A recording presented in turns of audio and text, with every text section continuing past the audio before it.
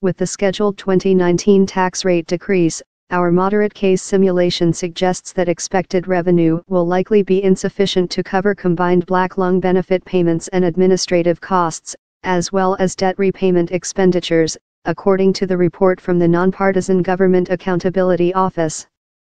Cases of black lung, an incurable illness caused by inhaling coal dust, are rising to levels not seen in decades as miners plumb the depths of played-out coal seams using heavy blasting equipment, according to government health officials.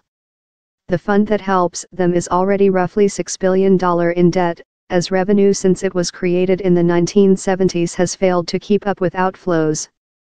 That debt could balloon to $15 billion by 2050 without congressional action, the GAO report said. That third option would amount to a multi-billion-dollar transfer of liability for black lung victims from coal companies to taxpayers. Ashley Burke, spokeswoman for the National Mining Association, rejected the idea the tax should be increased. There is no need for a tax increase on the coal industry.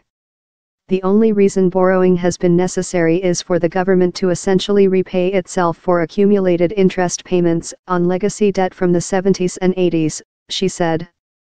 A bipartisan effort by lawmakers to extend the current coal tax failed earlier this year after the coal industry lobbied Republican House leadership not to take it up. Democratic Representatives Bobby Scott of Virginia and Sander Levin of Michigan requested the GAO study in 2016 to clarify the fund's financial condition. The existing black lung excise tax rate on coal companies is imperative to the long-term solvency of the trust fund, Scott said in a statement. The fund currently provides medical coverage and monthly payments for living expenses to more than 25,000 people. The Trump administration has not yet weighed in on the potential insolvency of the fund, making future policy options to address the debt uncertain, Scott said.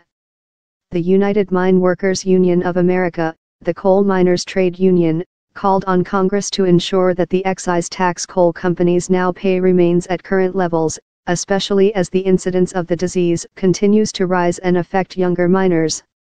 This is a problem that has been created by the coal industry. There is a system to help the victims of this disease already in place that the coal industry pays for, and I see no reason why we would put the taxpayers on the hook instead, said Cecil Roberts, president of the UMWA.